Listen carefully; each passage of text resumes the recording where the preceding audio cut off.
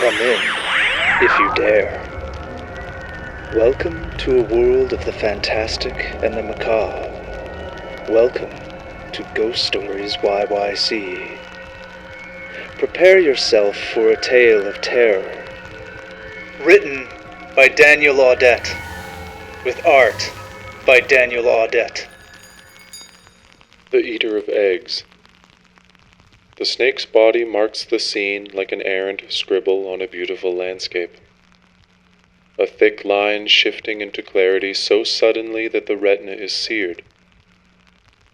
It cannot be unseen any more than the black squiggle floating in the globular fluid of the eye. The snake floats across the ground without sound. You watch it fixedly.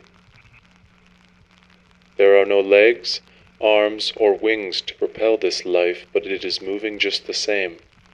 The snake flexes against reality and slides over the ground with a dry "sss." You are too far away to hear this, so you move a little closer. Then you notice the robins, 2 of them. You make assumptions about their coupledom and begin to anthropomorphize. Newlyweds. Most likely too high-strung to raise a family, but went ahead and had one anyway. The birds are clearly upset, and you watch as they gather every speck of courage available to hop through space around the snake and chirp shrilly, like children on the beach of a dark and cold river, teasing each other right up to the very edge, but not disturbing a single drop of the still black water. The cacophony peaks as the snake reaches the post of a balcony and tastes the air with its shiny black tongue.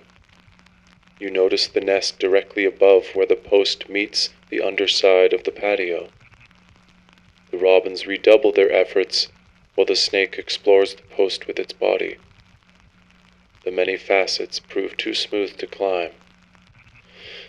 The snake drifts imperceptibly to the wall of the building, where it silently ascends the legs of the garden bench and then pushes itself up against the wall as it attempts to slide up the surface in defiance of gravity. No matter how it presses its body against the wall, it is unable to climb. Its tongue slips out again to taste the nest that it will never be able to reach. You walk a little further on, unsatisfied that such a promising drama drifted into a stalemate.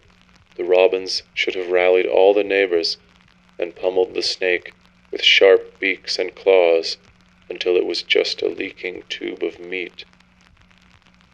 It is early morning, but already the heat is unbearable. The grass pops and hisses with legions of insects, and they ripple into clouds as you move forward along the narrow dirt path. Gradually you become aware of the distinct, ineffectual chirps of distress from yet another robin, a sound completely new, only minutes before, and yet so distinct as to be understood immediately. You've heard birds chirp all of your life, but never really allowed for intent in the sound. Sure, they are a pretty sound to attract mates, but really you just always felt like they were shouting hello over and over. This bird cry, emanating from a clump of brush and tall grass, is much different. Like the ones early in the morning, they mean something. You can understand their agony. Please help me, it is saying.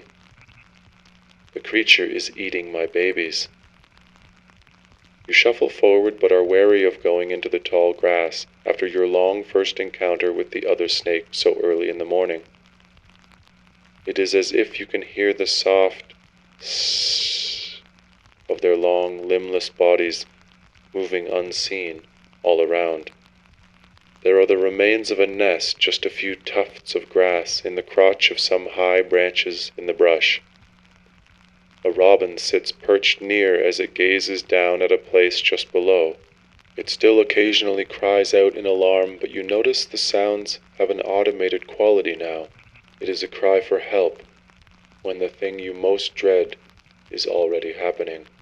You and the robin listen to the nightmare sound of crunching and smacking, of tiny, helpless squeaking brought abruptly silent through violent snapping.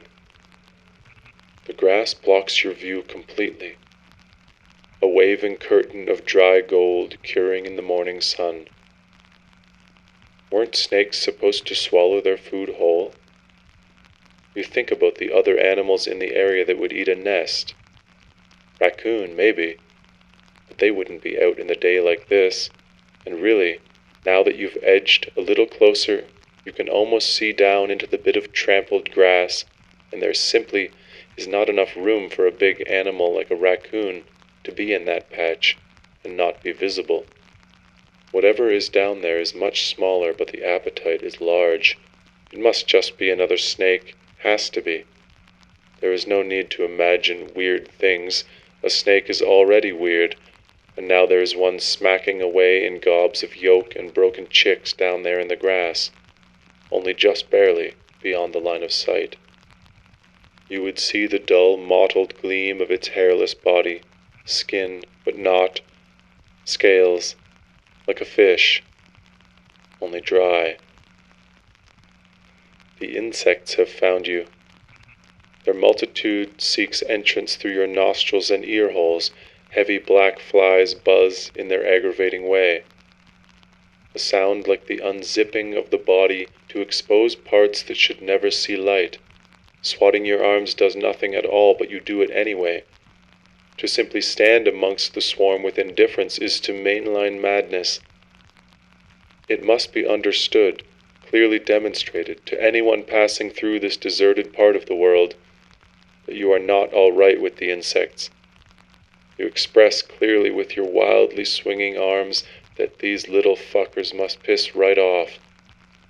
The bugs do not take your meaning, nor do they care to. If anything, there seems to be more of them all of the time. Word has already spread throughout the valley, and every bug for miles is rushing to claim their little morsel of the patch of gore that you can still hear being expanded just a few feet away. You lean and shuffle forward simultaneously in a kind of slow lurch, and finally devour with your eyes the thing that your imagination has been chewing on this whole time.